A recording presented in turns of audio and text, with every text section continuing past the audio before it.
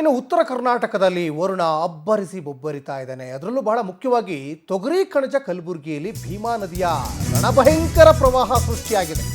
ತೊಗರಿ ಕಣಜ ಕಲಬುರಗಿಯಲ್ಲಿ ಭೀಮಾ ನದಿಯ ರಣಭಯಂಕರ ಪ್ರವಾಹ, ರಣಭೀಕರ ಪ್ರವಾಹಕ್ಕೆ ಅಕ್ಷರಶಃ ಭೀಮಾ ನದಿ ತೀರ ಈಗ ತತ್ತರಿಸಿದೆ. ಪವರ್ ಟಿವಿಯಲ್ಲಿ ಭೀಮಾ ನದಿಯ ಅಬ್ಬರದ ಡ್ರೋನ್ ದೃಶ್ಯ ಈಗ ಲಭ್ಯವಾಗಿದೆ. ಮಹಾರಾಷ್ಟ್ರದ ಹಲವು ಜಲಾಶಯಗಳಿಂದ ಅಪಾರವಾದ ನೀರು ಈಗ ಬಿಡುಗಡೆ ಮಾಡಿರುವ ಹಿನ್ನೆಲೆಯಲ್ಲಿ ಭೀಮಾ ನದಿಗೆ 3.50 ಲಕ್ಷ ಕ್ಯೂಸೆಕ್ಗೂ ಅಧಿಕ ನೀರು ಬಿಡುಗಡೆಯಾಗಿದೆ. ಸೊನ್ನ ಬ್ಯಾರೇಜ್ ಮೂಲಕ ಭೀಮಾ ನದಿಗೆ ಅಪಾರ ನೀರು ಈಗ ಬಂದಿದೆ ಅನ್ನೋದು ಕೂಡ ಗೊತ್ತಾಗ್ತಾ ಇದೆ. ಇದು ಕಲಬುರಗಿ ಜಿಲ್ಲೆ ಅಫಜಲ್ಪುರ ತಾಲೂಕಿನ ಸೊನ್ನ ಬ್ಯಾರೇಜ್. ಕ್ಷಣ ಕ್ಷಣಕ್ಕೂ ಏರುತ್ತಲೇ ಇದೆ ಭೀಮಾ ನದಿ. ರಣಾರ್ಭಟ, ಒಳಹರಿವು ಜಾಸ್ತಿ ಆಗ್ತಾ ಇದೆ. ಭೀಮಾ ತೀರದ ಸಾವಿರಾರು ಹೆಕ್ಟರ್ ಪ್ರದೇಶ ಸಂಪೂರ್ಣ ಜಲಾವೃತವಾಗಿದೆ. 50ಕ್ಕೂ ಅಧಿಕ ಗ್ರಾಮಗಳನ್ನು ಭೀಮಾ ನದಿ ಸುತ್ತುವರೆದಿದ್ದಾವೆ. ಕಲಬುರಗಿಯಲ್ಲಿ ಭೀಮಾ ನದಿಯ ರಣಭಯಂಕರ ಪ್ರವಾಹದಿಂದ ನೋಡಿ, ಆ ದೃಶ್ಯಾವಳಿಯಲ್ಲಿ ಡ್ರೋನ್ ಕ್ಯಾಮ್ರಾದ ದೃಶ್ಯಾವಳಿ ನೀವು ಗಮನಿಸ್ತಾ ಇದ್ದೀರಾ ನೋಡಿ. ಸಂಪೂರ್ಣವಾಗಿ ಬೆಳೆದಿರುವಂತಹ ಹೆಕ್ಟರ್ಗಟ್ಟಲೆ ಜಮೀನು ಜಲಾವೃತವಾಗಿ ಹೋಗಿದೆ. ಪಾಪ ರೈತರು ಕಷ್ಟಪಟ್ಟು ಅಲ್ಲಿ ತೊಗರಿ, ಉದ್ದು, ಹೆಸರು ಹೀಗೆ ಅನೇಕ ಬೆಳೆಗಳನ್ನು ಬೆಳೆದಿರ್ತಾರೆ. ರೈತಾಪಿ ವರ್ಗದವರಿಗೆ ಸಾಕಷ್ಟು ಈಗ ಅತಿವೃಷ್ಟಿ ಅನಾವೃಷ್ಟಿಯಿಂದ ಸಮಸ್ಯೆ ಒಂದು ಕಡೆ ಆಗ್ತಾ ಇದ್ದರೆ, ನಗರ ಪ್ರದೇಶದಲ್ಲೂ ಕೂಡ ಸಾಕಷ್ಟು ಜಲ ದಿಗ್ಬಂಧನ ಆಗ್ತಾ ಇದೆ. ಮನೆ ಒಳಗಡೆ ಎಲ್ಲ ನೀರು ನುಗ್ಗಿ ಸಾಕಷ್ಟು ಅವಾಂತರ ಸೃಷ್ಟಿಯಾಗಿದೆ. ನೋಡಿ, ಇಲ್ಲಿ ಉತ್ತರ ಕರ್ನಾಟಕದ ಒಂದು ಪರಿಸ್ಥಿತಿ ಹೆಂಗೆ ಅಂದರೆ ನೋಡಿ, ಮಹಾರಾಷ್ಟ್ರದಲ್ಲಿ ಮಳೆ ಬಂದರೆ ಅದರ ಎಫೆಕ್ಟ್ ನೇರವಾಗಿ ಕಲಬುರಗಿ ಮತ್ತು ಈ ಬೆಳಗಾವಿ ಈ ಭಾಗದ ಜಿಲ್ಲೆಗಳಿಗೆ ಸಾಕಷ್ಟು ಅನಾಹುತ ಆಗ್ತಾ ಹೋಗ್ತದೆ. ಮತ್ತು ನೋಡಿ, ಈ ಭೀಮಾ ನದಿ ಏರ್ತಲೇ ಇದೆ, ಜಾಸ್ತಿ ಏರ್ತಾನೆ ಇದೆ. ನೋಡಿ, ಈಗ ನೀವೇನು ಗಮನಿಸ್ತಾ ಇದ್ದೀರಲ್ಲ, ಇದು ಯಾವುದೋ ಕೆರೆನೂ ಅಲ್ಲ, ಸರೋವರನೂ ಅಲ್ಲ, ಇದು ನಗರ ಪ್ರದೇಶ. ಇಲ್ಲೆಲ್ಲ ಮನೆಗಳಿದ್ದಾವೆ, ಸುತ್ತಮುತ್ತ ಜಮೀನು ಮತ್ತು ರೈತರು ಬೆಳೆದಿರುವಂಥ ಬೆಳೆಗಳೆಲ್ಲ ಸಂಪೂರ್ಣವಾಗಿ ಈಗ ಜಲಾವೃತವಾಗಿರುವಂಥದ್ದು ಕೂಡ ಇಲ್ಲಿ ಗಮನಿಸ್ತಾ ಇದ್ದೀರಾ.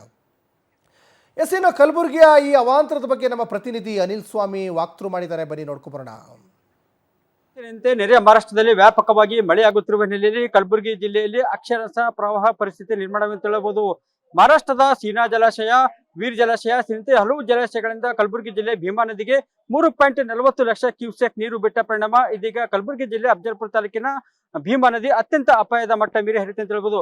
ಸದ್ಯ ನಾವು ಈಗ ಅಫಜಲ್ಪುರ ತಾಲೂಕಿನ ಸೊನ್ನ ಬ್ಯಾರೇಜ್, ಈ ಒಂದು ಸೊನ್ನ ಬ್ಯಾರೇಜ್ ಮೂಲಕ ಭೀಮಾ ನದಿಗೆ 3.40 ಲಕ್ಷ ಕ್ಯೂಸೆಕ್ ನೀರು ಬಿಟ್ಟ ಪರಿಣಾಮ ಭೀಮಾ ನದಿ ಅತ್ಯಂತ ಅಪಾಯದ ಮಟ್ಟ ಮೀರಿ ಹರಿಯುತ್ತೆ ಅಂತ ಹೇಳ್ಬೋದು.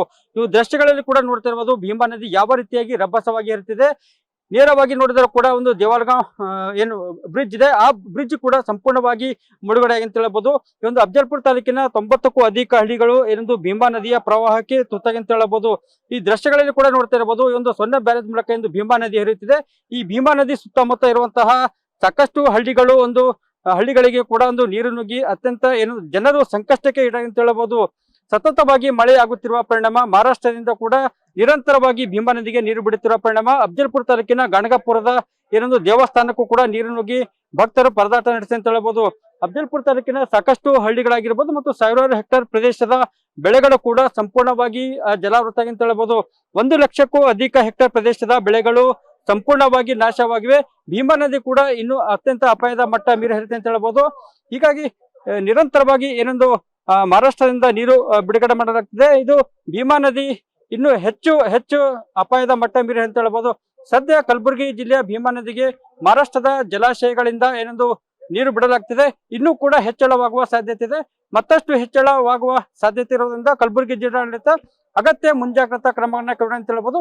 ಈಗಾಗಲೇ SDRF, NDRF ತಂಡಗಳನ್ನ ಏನೊಂದು ಪ್ರವಾಹ ಪರಿಸ್ಥಿತಿ ಎದುರಿಸಲು ಸರ್ವ ಸನ್ನದ್ಧವಾಗಿವೆ. ಹೀಗಾಗಿ ಕಾಳಜಿ ಕೇಂದ್ರಗಳನ್ನು ಕೂಡ ಸ್ಥಾಪಿಸಲಾಗಿದೆ. ಕಾಳಜಿ ಕೇಂದ್ರಕ್ಕೆ ನೆರೆ ಸಂತ್ರಸ್ತರನ್ನ ಶಿಫ್ಟ್ ಮಾಡಿ ಅವರಿಗೆ ಒಂದು ಅಗತ್ಯ ಮೂಲ ಸೌಲಭ್ಯಗಳನ್ನು ಕೂಡ ಕಲ್ಪಿಸಲಾಗಿದೆ. ಕಲಬುರಗಿಯಿಂದ ಅನಿಲ್ ಸ್ವಾಮಿ, ಪವರ್ ಟಿವಿ.